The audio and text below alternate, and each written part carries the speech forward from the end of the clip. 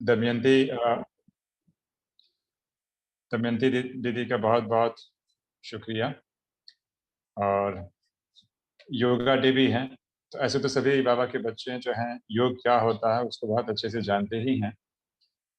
पर आज मैं शॉर्ट में ही आज का जो सेशन रहेगा उसमें हम शुरू में थोड़ा सा योग के बारे में ब्रीफ अप करेंगे, और इसके बाद हाफ एन आवर हम इस पर जो है अनु, अनुभूति भी करेंगे कि सोल कॉन्शियसनेस स्टेज क्या होती है, कैसे हम आत्मिक अवस्था का अनुभव कर सकते हैं, उसका भी हम शॉर्ट में एक्सपीरियंस करने का प्रयास करेंगे।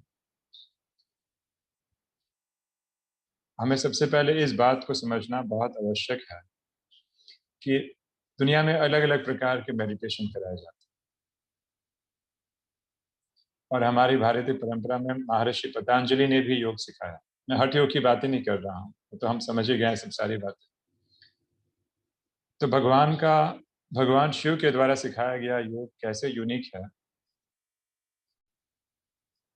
उसका अगर हम कंपैरेटिव स्टडी करते हैं तो अपने आप सत्य पता चल जाता है। अगर कोई भी रिसर्चर अनबायस्ड होके जिसने हर प्रकार के मेडिटेशन का प्रयोग किया हो, एक बार इस राजयोगा मेडिटेशन का भी प्रयोग करे, वह स्वयं ही समझ जाएगा कि वास्तविकता क्या है। पर राजयोगा मेडिटेशन की जो बातें बड़ी सरल जो लगती है, जो बाबा हमें मुरलियों में बताते हैं कि बच्चे अपने आप को आत्मा समझो और बाबा को याद करो, सिर्फ इतना ही नहीं है, वो तो है ही, लेकिन इसकी इस बात में बहुत बड़ा साइंस और इस बात में बहुत बड़ी गहराई छिपी हुई है, जो हम में से बहुत कम लोग उसको वैज्ञानिक लेवल पे, या मैं कहूँगा कि दार्शनिक लेवल पे भी चीज़ों को अनुभव अनुभव लेवल पे मैं कहूँगा समझ पाते हैं। फॉर एग्जाम्पल, राजयोगा मेडिटेशन की जो सबसे पहली स्टेज ये होती है, Rajyoga meditation is a 2 stage process. पहला अपने आप को आत्मा निश्चय करना, और दूसरा परमात्मा शिव को याद करना। और दुनिया के जो लोग हैं मेजोरिटी, उन्हें आत्मा के लोकेशन का ही ज्ञान नहीं। गीता में लिखा गया है कि आत्मा अमर है, मरती नहीं है। हम श्लोक पढ़ते भी आए हैं, नैनम छिदन्ति शस्त्राणि नैनम दहति पावका। कितनी बार हमने वो पढ़ा भी होगा आत्मा की अमरता का। बड़े बड़े विद्वान सभाओं में भाषण करते हैं, लेकिन अनुभूति की जब बात आती है तो बहुत कम लोग हैं जो उसको अनुभव कर पाते हैं, क्योंकि कई समझते हैं कि आत्मा यहाँ पे रहती है कि हार्ट में। इसी बात को लेकर कंफ्यूज रहते हैं। जिसे आत्मा के लोकेशन का ही ज्ञान नहीं, वो अनुभूति कैसे करे? एकदम सरल बात है। अच्छा, अब इसमें से भी बात ये हो जाती है कि हमें से बहुत से भाई बहनें हैं जिनको आत्मा का भी ज्ञान हो गया है, परमात्मा को भी समझ गए हैं, बाबा पे निश्चय भी है, लेकिन फिर भी अच्छे से अनुभूतियां नहीं हो पाती। तो जब हमने बार बार शिविर या मेडिटेशन रिट्रीट्स कराए, मन के ऊपर अलग अलग प्रयोग किए, जिसमें कुछ मनोवैज्ञानिक भी जुड़े हुए हैं, और कुछ काफी जो है ऐसे लोग जो योग में रुचि रखते हैं, काफी प्रयोग किए गए, तब मालूम पड़ा कि मन के कुछ एक नियम होते हैं। अब बाबा ने बड़ी सहजता से मुरलियों में उन मन के नियमों को स्पष्ट किया है। तो हमने ये देखा कि राजयोगा मेडिटेशन एक बहुत ही हायर लेवल मेडिटेशन है, पहली बात। और इस मेडिटेशन को करने के लिए कुछ प्री रिक्विजाइट्स होती हैं, वो फुलफिल करने बहुत ज़रूरी होती हैं। तो हम में से बहुत से लोग सोचेंगे कि वो प्री रिक्विजाइट्स क्या होते हैं। 4 पिलर्स जो बताए जाते हैं 7 डेज कोर्स में, ब्रह्मचर्य, शुद्ध अन्न, दैवी गुण और सत्संग, ये तो है ही, हम इसकी बात ही नहीं करेंगे, ये तो परम आवश्यक है। लेकिन इसके बावजूद और भी कुछ प्रीरिक्विजाइट्स होते हैं जो फुलफिल करना बहुत ज़रूरी है। और अगर हम फुलफिल नहीं करेंगे तो क्या होगा? जो अनुभूतियाँ होनी चाहिए, बाबा के ज्ञान में आने के बावजूद भी वो अनुभूतियाँ नहीं होंगी। जो भक्ति में चल रहा था वो यहाँ पे भी चलेगा। भले हम कहेंगे बाबा की बातें बहुत अच्छी लगती है, मुरली बहुत अच्छी लगती है। तो उसके लिए क्या किया जाए? क्या है वो प्रीरिक्विजाइट्स? तो प्रीरिक्विजाइट्स ये हैं कि कुछ मानसिक अवस्थाएँ हमारी पहले से थोड़ी बहुत पृष्ठभूमि, बैकग्राउंड होना चाहिए, तभी हमारा योग लग सकता है। और आज हम देख रहे हैं कि जब भी हम मेडिटेशन शिविर कराते हैं, तो उसमें मेजॉरिटी लोग ऐसे होते हैं जिन्हें कोई ना कोई मेंटल सप्रेशन है। या तो सप्रेशन है, कुछ बातें अंदर से सप्रेस करके रखी, चाहे बचपन की, चाहे हाँ, संबंधों की बातें होती हैं। तो कई ऐसे हैं जो मेजॉरिटी जिन्होंने सप्रेस करके रखा है। दूसरे ऐसे हैं जो सप्रेशन में नहीं, लेकिन डिप्रेशन में हैं। लाइफ में किसी ने चोट दिया है, अब तक वो चोट की बातें दिल में भरी पड़ी। सप्रेशन वाले केस में इस प्रकार के लोग ज़्यादा हैं जिनको बहुत गुस्सा है। किसी ने उनको दबाया हो, इन द सेंस ऑफ़िस में बार-बार प्रेशराइज़ किया हो, या ऐसे रिलेशन में जहाँ हम कुछ बोल ना पाएँ हों, या कई कुछ ऐसे भी लोग होते हैं, बहुत रेयर केसेस में, जिनके साथ बचपन में कुछ अब्यूज़ हुआ हो। वो सारी मेमोरीज़ अंदर भर के रखी, और जब तक वो चीज़ें क्लियर नहीं करेंगे, तब तक हमारा मेडिटेशन अच्छे से होगा। तो ऐसा ही हुआ कि हमने पैर में आयरन बॉल, लोहे की एक बहुत बड़ी, बताते हैं, गेंद बाँध के रखी है, और मैं पहाड़ी पे चढ़ने की कोशिश कर, तो अंदाज़ा हम लगा सकते हैं कि क्या। इसीलिए परम आवश्यक है कि पहले इन चीज़ों से मुक्त होना ज़रूरी है। इन चीज़ों को लेकर हम राजयोग या मेडिटेशन कर नहीं पाएँगे,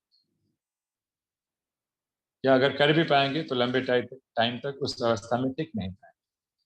मुझे तब इसका भान हुआ जब हम शिविर करा रहे थे। मैं बिल्कुल अनुभव की बातें आपसे शेयर कर रहा हूँ। कोई क्लास कराना है स्पेशली, ऐसे उस तौर पे नहीं आया हूँ। केवल मैं आप सभी से अनुभव शेयर करने आया हूँ। प्रैक्टिकल, जो है वास्तविक वैसे ही। आप चाहें तो लास्ट में अगर 1-2 मिनट समय, 5 मिनट समय मिलता है तो आप पूछ भी सकते हैं प्रश्न। स्ट्रेट एकदम क्लियरली पूछ सकते हैं। तो हमने ये देखा, तो हम शिविर करा रहे थे, तो हमने क्या किया कि शिविर में कमेंट्री के दरमियान मैंने कुछ शब्द यूज़ किए। काफ़ी, मतलब बहनें थी बहुत सारी, भाई भी थे। और शब्द में मैंने पहले शिविर के पहले एग्ज़ाम्पल दिया। एग्ज़ाम्पल में मैंने आदत का एग्ज़ाम्पल देते हुए, शराबी बार-बार शराब पीता है तो उसे आदत लग जाती है। पहले आदमी आदत को बनाता है, और बाद में आदत आदमी को बनाती है। तो ये जो मैं एग्ज़ाम्पल ले रहा था, मैंने जैसे शराब का एग्ज़ाम्पल दिया, तो एक बहन थी, आई थिंक 45-50 की एज की होंगी, और उनके क्या हुआ कि उनकी पूरी बॉडी में शिवरिंग स्टार्ट हो गई। ये कैंप चल रहा था जिसमें 4-5 दिन कंप्लीट मौन रखने थे, ज़रा भी आवाज़ नहीं, एकदम मौन। तो मुझे आश्चर्य लगा कि ऐसे क्यों हुआ? फिर बाद में उस जब बहन से जब बात हुई, तब मालूम पड़ा कि बचपन में कुछ ऐसे चाइल्ड अब्यूज़ टाइप ऐसी घटना घटती थी, जिसमें वो सामने वाला व्यक्ति शराब पीता था, तो जैसे ही शराब शब्द आया, ट्रिगर हुआ, अंदर का रिएक्शन चालू, जबकि काफ़ी लंबे समय से वो ज्ञान में चल रही थी। फिर मैं आत्मा शरीर से बाहर जा रही हूँ, शरीर एक शव की तरह है, मैंने शव शब्द यूज़ किया, केवल वर्ड्स मैंने यूज़ किए, शव या डेड बॉडी की तरह है। डेड बॉडी सुनते ही, शब्द सुनते ही कुछ लोगों को घबराहट भी होने, हमें तो कुछ फ़र्क नहीं पड़ता, डेड बॉडी, डेड बॉडी। तब धीरे-धीरे मालूम पड़ा कि राजयोगा के पहले भी कुछ प्रीरिक्विज़ाइट्स होती हैं। अगर हमने भर के रखा है तो बहुत डिफ़िकल्टी हो जाती है, और आम तौर पे लोगों की 2 कॉमन प्रॉब्लम्स होती हैं, ये भी देखा गया है। मान लीजिए मैं योग में बैठता हूँ, मेरी नींद प्रॉपर्ली हुई है, और योग में बैठते ही मुझे झुटका आना चालू हो जाता है, नींद आनी चालू हो जाती है। इसका क्लियर कट मीनिंग एक ही होता है कि मैं बाहर मुखी हूँ, आई एम एक्सट्रोवर्ट। मैं पूरे दिन में व्यर्थ चल रहा है। अब सोचने वाली बात है, पूरे दिन में मेरा व्यर्थ संकल्प चल रहा है, और अचानक मैं बैठ के सोचूँगा कि मैं आत्मा हूँ, बाबा का बच्चा हूँ, फीलिंग आएगी नहीं, because my mind is in momentum, we need to stop it. और स्टॉप कैसे होगा? अचानक में ब्रेक नहीं लगेगा। उसके लिए विधियाँ बताई गई कि मनन चिंतन किया जाए आधा 1 घंटा। जब पहले मेंटली बैकग्राउंड बन जाता है, तब योग रखें। तो 24 घंटा हम मन को चला रहे हैं, और यहाँ पे आशा रख रहे हैं कि तुरंत मैं बैठूँ और आधे 1 घंटे के अंदर में आज इंटरनेशनल योग है, मेरा योग लग जाए, नहीं होगा। तो अगर नींद आ रही है, नींद करने के बावजूद नींद नहीं किया है, नींद आ रही है, इट्स गुड। नींद करना कोई बुरी बात नहीं है, बहुत अच्छी बात है। लोग तो नींद की गोलियाँ लेते हैं, फिर भी नींद नहीं आती, बात उसका नहीं है। लेकिन अगर मेडिटेशन में नींद आ रही है, या बोरियत की फीलिंग आ रही है, या तो नींद आएगी या तो बोरियत की फीलिंग आती है, या कइयों का माथा भारी हो जाता है, ये भी देखा गया। जिनका माथा भारी हो रहा है, अगर कोई फिजिकल प्रॉब्लम नहीं है, इसका मतलब बहुत सारे इमोशन को अंदर सप्रेस करके रखा है। सो हम राज योगा मेडिटेशन की प्री रिक्विजाइट्स को फुलफिल नहीं कर रहे हैं। इसलिए अच्छे महान योगी तो बहुत दूर की बात, एक सामान्य योगी बनना हमारे लिए थोड़ा सा मुश्किल है। तो क्या किया जाए? सॉल्यूशन, ये तो प्रॉब्लम की बात। सॉल्यूशन मनन चिंतन, अपने आप को अंतर्मुखी बनाना, ये कुछ एफर्ट्स हमें लेने पड़ेंगे। ऋषि मुनि जंगल में जाकर तपस्या करते थे। बाबा ने हमें इतनी सहूलियत दे दी है, हमें घर संसार में रहकर जीवन मुक्त अवस्था का अनुभव करना है। तो सहज राजयोग को हम इतना सहज भी ना बनाते, ऐसा नहीं। तो मनन चिंतन के द्वारा जो मुरलियां हमारी, तो राजयोगा एक दिनचर्या है। राजयोगा केवल मेडिटेशन नहीं है, राजयोगा इज अ लाइफस्टाइल। सुबह उठे कैसे, अमृत वेला कैसे किया, बाबा की याद में भोजन, मुरली इत्यादि जो भी बातें आती हैं, अगर वो सारी चीजें अच्छे से फॉलो हो रही हैं, हमें बाहर मुखी नहीं हूँ। और बाहर मुखी मतलब कई बार क्या होता है, हम में से बहुत सारे भाई बहन चौक 4-4 5-5 घंटे यूट्यूब पे लगे पड़े रहते हैं। कहते हैं हम ज्ञान की बातें तो सुन रहे हैं, ज्ञान की बातें सुनना बहुत अच्छा है, लेकिन एक्सट्रीम टू मच में जाना, मेडिटेशन को इग्नोर करना, ये भी एक प्रकार की रॉयल बाहर मुक्ता है। तो अगर इन हम बाहर मुक्ताओं को अगर हम त्याग करेंगे और अगर मनन चिंतन को बढ़ाएंगे, डेफिनेटली योग लगेगा। जो नींद आती थी, नींद की प्रॉब्लम भी सॉल्व होगी। और अगर हम सप्रेशन या अब्यूज या किन्हीं कारणों से इन चीज़ों के शिकार हैं, तो पहले उन चीज़ से बाहर आया जाए। अगर बाहर नहीं आ पा रहे हैं, तो दुनिया में साइकोथेरेपिस्ट हैं, बहुत सारे थेरेपिस्ट और काउंसलर्स हैं, उनसे भी गाइडेंस लेके बाहर आया जा सकता है। बजाय कि हम हट करें कि हम नहीं, नहीं हम अपने आप ठीक हो जाएँगे, राजयोग मेडिटेशन से सब कुछ ठीक हो जाता है। अवश्य ठीक हो जाता है। लेकिन कुछ चीज़ों के लिए उसकी प्रीरिक्विज़ाइट्स होती हैं और हमें ये फुलफ़िल करना बहुत ही ज़रूरी है। मेरे मन में यही विचार आ रहा था। योगा डे के पहले अगर ऐसी कुछ बातें बता दें, जो आपके लिए बड़े उपयोगी रहेगी। वैसे तो आज सब अच्छी-अच्छी बातें हो रही होंगी योगा डे के बारे में। बहुत सारी अच्छी-अच्छी बातें सुनाएँगे। लेकिन ये प्रीरिक्विज़ाइट्स फुलफ़िल करना परम आवश्यक है। दूसरी बात, राजयोग मेडिटेशन की आती है, तो पहला स्टेज होता है अशरीरी होना। कैसे मालूम पड़ेगा अशरीरी होते हैं? जैसे ही हम अशरीरी होते हैं, हमारे साथ 2 चीज़ें अवश्य हों। वो क्या होंगी? अशरीरी होते ही संकल्पों की गति धीमी होने लगी, नंबर 1। अशरीरी होते ही मन शांति का अनुभव करने लगी। कोई व्यक्ति अगर नास्तिक हो, भगवान को ना मानता हो, केवल आत्मा को भी मानता हो, वह भी परम गहन शांति का अनुभव कर सकता है। क्यों?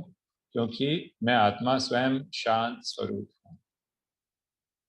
मैं परमात्मा में ना भी मानता हूँ, मैं एग्ज़ाम्पल दे रहा हूँ, ऐसे नहीं कह रहा हूँ करना।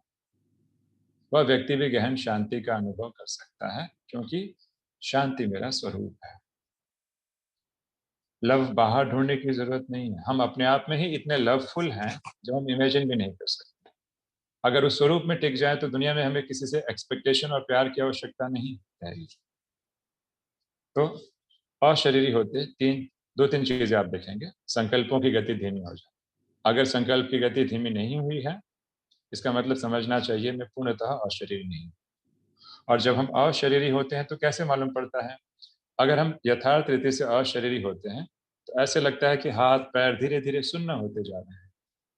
As if somebody has given anesthesia in the entire body. धीरे-धीरे हाथ-पैर सुन्न होते जा रहे हैं। मेरा एक्जिस्टेंस, मेरा अस्तित्व श्रिंक होके यहाँ पे आ गया। मैं कहाँ पे बैठा हूँ? धरती पर नहीं बैठा हूँ, मैं यहाँ पे बैठा हूँ। कमेंटरी की आवश्यकता नहीं होती है, फ़ील होता है। और डाउट नहीं रहता है कि whether it is my visualisation और really I am feeling. There is no matter of doubt. Practically I am experiencing that. दुनिया में भी कुछ लोग हुए हैं, जिन्हें आत्मा का इतना क्लियर ज्ञान नहीं था और इसके बावजूद भी उन्होंने अपने आप को शरीर से केवल अलग समझने का अभ्यास किया और ब्रह्म के साथ लीन होने का अभ्यास किया, पर उससे ज़्यादा केवल शरीर से अलग होने का अभ्यास किया। और ऐसे किसी एक व्यक्ति को जानता हूँ, वो थे साउथ के रमन महर्षि। साउथ के रमन महर्षि। बड़े-बड़े लोग उनके पास पहुँच जाया करते थे। ज्ञानी नहीं, योगी थे। केवल स्वरूप में टिकने की बात। और वो ऐसे जो लोग जिन्हें पूर्णतः आत्मा का उस प्रकार का ज्ञान नहीं है जो ब्रह्मा कुमारीज़ में दिया जाता है, फिर भी शांति और गहन शांति का अनुभव कर सकते हैं। तो हम बाबा के बच्चे हैं, जिन्हें आत्मा का यथार्थ ज्ञान है, क्यों हमारे अंदर वो अनुभव नहीं हो रहा? क्यों गहन शांति की अनुभूति हम नहीं कर पा रहे? तो ये चीज़ें अवश्य हों। और दूसरी, सच में फ़ील होगा, अगर हम लंबे समय के अभ्यासी हैं, तो शरीर और हाथ-पैर की इंद्रियाँ धीरे-धीरे उस शून्यता का, नमनेस की फ़ीलिंग चालू हो जानी चाहिए। अगर यथार्थ रीति में बैठूँ, केवल सोचो कि मैं आत्मा चमकता हुआ सितारा हूँ, जस्ट एक थॉट दिया, धीरे-धीरे सारी चीज़ें स्लोली स्टेडीली शून्य हो रही हैं, फ़ीलिंग आनी चालू हो जाती है। और बिना किसी कमेंट्री की भी आवश्यकता नहीं पड़ती, मैं यहाँ तक बता दूँ। और इतना आनंद आता है, इतना आनंद आता है, इतनी शांति कि मन होता है कि बस यहीं पे टिका रहूँ। शिव बाबा के पास जाऊँगा, वो बाद में जाऊँगा। वो तो शांति के सागर हैं ही हैं। उसके पहले ही इतनी गहन शांति की अनुभूति होने लगती है। तो हमारे पूरे शरीर में देह भान का एक क्षेत्र फैला हुआ है। जैसे मैग्नेट का चारों ओर फील्ड होता है, उसी प्रकार जाने-अनजाने में हम है तो यहाँ पर अपने आप को पूरे पकड़ के बैठे हैं। इसलिए एक-एक ऑर्गन्स को रिलैक्स करना, वहाँ से देह भान को निकालना, श्रिंक करते हुए यहाँ पर आना, अपने स्वरूप में टिकना, उस गहन शांति का अनुभव करना कि मैं आत्मा शरीर से बाहर हूँ, फिर वापस शरीर के अंदर आ गई। एकदम रिलैक्स्ड। इतना आनंद आएगा कि किसी से बोलने का इच्छा ही नहीं है। मैं अनुभव की बात बता रहा हूँ, कोई भी चीज़ में ज़रा भी एक्ज़ैजरेट नहीं कर रहा हूँ। तो मैं चाहूँगा कि हम सभी उस प्रकार की अनुभूतियाँ करें। और राजयोगा और भक्ति मार्ग में अंतर है। ब्रह्मा कुमारीज़ में, हाँ, कोई क्वेश्चन है, is it a must to sit during meditation? जी हाँ, आजकल क्या हो गया है कि बहुत हम में से बहुत से हैं जिनको एंग्ज़ायटी का इश्यूज़ हैं, या अगर उस प्रकार के हैं तो लंबे टाइम बैठ नहीं पाते।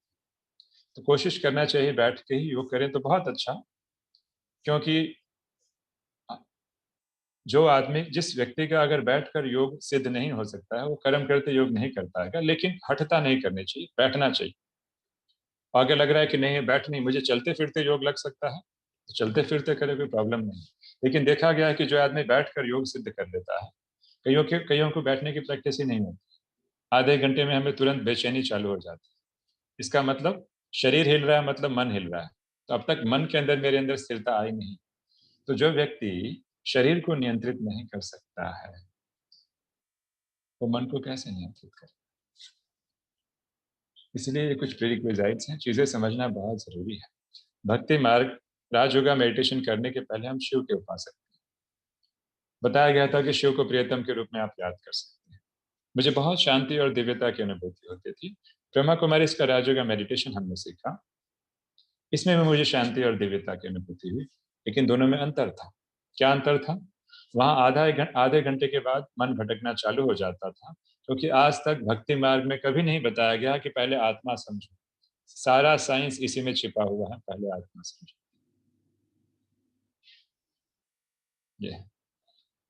तो ये बहुत आवश्यक है, आत्मा समझना, जो भक्ति मार्ग में नहीं बताया गया। भक्ति मार्ग में बहुत अच्छी चीज़ है, भगवान को हम याद करते हैं तो उससे क्या होता है, उससे भी बेनिफिट होता है। स्पिरिचुअलिटी मेंटेन्ड रहती है, उससे भावना बढ़ती है, लेकिन हमारी आदतों में सुधार नहीं आता। और जैसे ही हम सोल कॉन्शियस होते हैं, we are reaching from a conscious state to a subconscious state. और सारा विकर्मों का बोझा कॉन्शियस लेवल पे नहीं है, सबकॉन्शियस लेवल पे। इसीलिए सोल कॉन्शियस के पीछे साइंस यही है कि जैसे ही हम सोल कॉन्शियस होते हैं, we are reaching from a conscious to subconscious state, और फिर हम कुछ भी अगर पॉजिटिव थॉट्स, अफर्मेशंस देते हैं, तो परिवर्तन आना शुरू हो जाता है। तो भले बाबा मुरलियों में कह देते हैं आत्मा समझो, बाबा को याद करो, ये कोई भक्ति मार्ग नहीं है, इसके पीछे बहुत गहरा विज्ञान। व्यक्ति एक समय पे एक जगह ही मन एकाग्र कर सकता है। मैं कहता हूँ कि आप हमारी दोनों उँगलियों में से किसी एक उँगली पे ध्यान फोकस करें। अगर हम किसी एक पे फोकस करेंगे, दूसरी उँगली बैकग्राउंड में चली जाएगी। भले हमें लगेगा कि मैं उसको देख रहा हूँ, लेकिन it will be in the background. तो सिद्ध होता है कि मन एक समय पे एक जगह ही एकाग्र हो सकता है। इसीलिए परमात्मा शिव का स्वरूप ज्योति बिंदु है, तो एक समय पर एक जगह एकाग्र हो पाएगा, जो मन की यथार्थ विधि। भगवान को अगर मैं लंबे चौड़े रूप में याद करूँगा तो नहीं होगा। जब उनके चरणों में ध्यान लगाऊँगा तो शीश भूल जाएगा, और शीश पे ध्यान लगाऊँगा तो चरण की स्मृति नहीं रहेगी। तो सारा प्रयोग करके आने के बाद ये चीज़ें देखी गई हैं। तो अगर संस्कारों में परिवर्तन नहीं आ रहा है, समझना चाहिए कि हमारी योग की विधि में कुछ न कुछ गड़बड़ है। हाँ, ये अवश्य है कि कुछ संस्कार बहुत कड़े होते हैं, उनको बदलने में समय लगता है। तो ये कुछ बातें हैं, मैं समझ रहा हूँ जो हमने आपसे शेयर की राजयोगा मेडिटेशन के बारे में।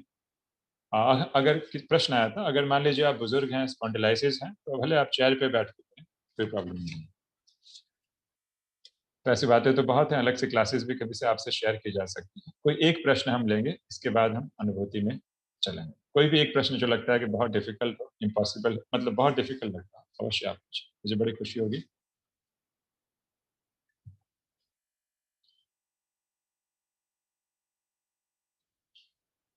शायद आप सभी म्यूटेड होंगे तो मालूम नहीं, कोई एक प्रश्न पूछना चाहें तो पूछ सकते हैं, अदरवाइज हम अनुभूति सत्र में बैठेंगे। चैट बॉक्स में भी आप टाइप कर सकते हैं। yes.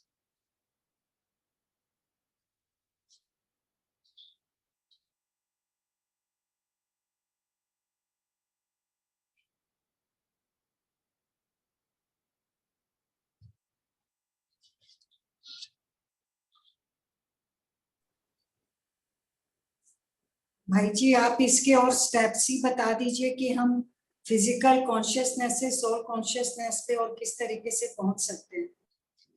दो तरीका है। एक तरीका यह है बार बार आत्मा समझने का अभ्यास, जो हम में से बहुत से कम लोग कर पाते हैं। 1 घंटा अगर समय दिया जाता है तो हम में से लोग क्या करते हैं, 2-3 मिनट 5 मिनट बस आत्मा समझते हैं। बस बाबा बहुत प्यारा है, बस बाबा से मिलने की होड़ होती है, और जितनी जल्दी बाबा के पास जाते हैं उतनी जल्दी वापस। क्यों? क्योंकि पहला पाठ पक्का नहीं किया। इसलिए ज्यादा समय मेडिटेशन की शुरुआत में 1 घंटे में से 30 minute, 40 minutes, 45 minutes just spend on being soul consciousness. थोड़ी बोरियत होगी तो क्या होगा, जिंदा बचेंगे। थोड़ी बोरियत बर्दाश्त कर लेंगे तो हमारी सहनशीलता बढ़ेगी, कोई प्रॉब्लम नहीं। तो डेली बेसिस पे सोल कॉन्शियस की प्रैक्टिस की मात्रा को बढ़ाया जाए तो काफी फर्क पड़ेगा। इसकी इस टाइम को एक्सटेंड किया जाए। हाँ, कई बार अगर मन बहुत बोर हो रहा है तो बाबा के साथ प्यार कर लिया, अच्छी बात है, लेकिन अगर हम सोल कॉन्शियस होकर करेंगे, हम योग में हमने प्रयोग किया, ऐसे कन्या, ऐसे कुमार कुमारी जो 10 मिनट टिक, 15-20 मिनट या आधे घंटे टिक नहीं पाते मेडिटेशन में, उनको लगातार प्रैक्टिस कराया। 1.5-2 साल के अंदर ही वो कन्याएं 3-3, 4-4 घंटा बड़ी सहजता से बैठ पाती थी, केवल सोल कॉन्शियसनेस होने के कारण। पॉसिबल है, ये हमारा कोई सब्जेक्टिव एक्सपीरियंस नहीं है, इसको हमने प्रयोग में लाया है, उस आधार से हम कह रहे हैं। जी ठीक है। आई थिंक हम अभी मेडिटेशन की योग कमेंट्री करेंगे। हाफ एन आवर की कमेंट्री है, जिसमें एकदम रिलैक्स होकर बैठना है और ट्राई करना है हम कर पाते हैं कि नहीं। लेकिन कोशिश ये कीजिए, अभी चाहे तो हाथ पैर आप हिला सकते हैं। क्या हम हाफ एन आवर तक, अगर जिसको प्रॉब्लम है अलग बात है, अगर हमें कोई शारीरिक प्रॉब्लम नहीं है, एकदम स्थिर अवस्था में बैठ सकते हैं और जैसे इंस्ट्रक्शन दिया जा रहा है एक बार फॉलो करके देखिए और फिर देखिए कैसा अनुभव। भाई जी, एक बात पूछनी थी। जैसे जब मेडिटेशन करते हैं तो ध्यान कुछ और जैसे बातें दिमाग में आती हैं और दूसरी बातें, तो उससे कैसे अपने आप को फिर रिलैक्स मनन चिंतन। क्योंकि क्या होता है, दिमाग में बातें इसलिए आती हैं क्योंकि पूरे दिन हम मोमेंटम में कुछ ना कुछ व्यर्थ चल रहा है। हम काम तो एक करते हैं लेकिन मन कुछ और करता है, और 24 घंटे we are in the momentum, और अचानक में आप ब्रेक लगाएंगे, ब्रेक लगेगा नहीं। इसके लिए सबसे अच्छा उपाय है मनन चिंतन करना। और मनन चिंतन करना मतलब ये नहीं होता है कि ज्ञान की बातों पर बस चिंतन करना, जी नहीं। डायरी और पेन लेना, और डायरी और पेन में जो बाबा ने मुरली की पॉइंट्स की है उसको रिपीट करना मनन चिंतन नहीं है। उसको रिपीट करना मनन चिंतन नहीं है। अगर बाबा ने आज मुरली में कहा कि बच्चे क्रोध नहीं करना है, तो ये लिखने लिखने की बात नहीं है। लेकिन मैं जब ऑफिस में जाऊंगा, अगर कोई मुझे इरिटेट करेगा तो मुझे क्या सोचना, चलिए मैं ट्राई करता हूँ। अगर कोई मुझे एकदम इरिटेट कर रहा है तो क्या मैं कैसे रिएक्ट करता हूँ। गहराई से अपना रिसर्च एनालिसिस करना, दैट इज मनन चिंतन। आपको भी खुशी होगी कि मैं अपने पे काम कर रहा हूँ। अगर ये चीजें करेंगे तो मन का जो व्यर्थ है ना, जैसे बताते हैं ना कि अगर बाल्टी में गंदा पानी भरा हुआ है, उसको खाली करने के 2 तरीके, या तो हम मेहनत से खाली करें, दूसरा उसमें स्वच्छ पानी का नल अगर रख दिया जाए, स्वच्छ पानी के प्रवाह से वो किचड़ा जो है समाप्त हो जाएगा, पूरी बाल्टी जो है स्वच्छ पानी से भर जाएगी। और यहाँ स्वच्छ जल क्या है, मनन चिंतन। और मनन चिंतन का आधार हमारी मुरलियां हैं, तो मुरलियां वो आधार हैं जिसके आधार पर हम मनन चिंतन की एक आदत पड़ जाएगी, तो मन व्यर्थ में नहीं जाएगा। और मन व्यर्थ में इसलिए भी जा रहा है क्योंकि सोल कॉन्शियसनेस की प्रैक्टिस नहीं हुई। एक बात पूछनी है मेरे को। जी बिल्कुल। वो जब मेडिटेशन पे बैठते हैं तो कई बार ऐसा हो जाता है कि जैसे एक झटका लगता है बॉडी में, तो जी वो झटका क्या चीज होती है जिससे मेडिटेशन एक बार माने थोड़े मूवमेंट्स होने से वापस हट जाता है ध्यान, तो ओके उसको क्या बोला जाता है, वो क्यों होते हैं? जी हाँ, ऐसे आमतौर पे मेडिटेशन में झटके तो आते नहीं हैं। वो अलग बात है, कई बार कोई व्यक्ति ट्रांस में जाता है तो कुछ ट्रांस में जब जाया जाता है तो हल्का सा एक जर्क आता है। ठीक वैसे ही जैसे गुलजार दादी जब जाती थी बाबा से मिलने के लिए, अब एक बाबा से मतलब उनकी पधरामणी होती थी, तब की मैं बात बता रहा हूँ। लेकिन कई बार किसी को हो सकता है हल्का सा जर्क आए। कई बार यहाँ तक कि हम रात को जब सोते हैं ना तो सोने के टाइम भी एक हल्का सा जर्क आता है, फिर आदमी नींद में जाता है। तो your entire body is control by your subconscious mind. हमारा सबकॉन्शियस माइंड पूरे शरीर को कंट्रोल करके रखता है। तो अगर एक जर्क आता है तो उससे हमें विचलित होने की जरूरत नहीं है, और इसका राजयोग या मेडिटेशन से कोई कनेक्शन नहीं। आगे जब आप हमारे लिए मेडिटेशन सहज हो जाएगा, ये जर्क भी नहीं आएगा।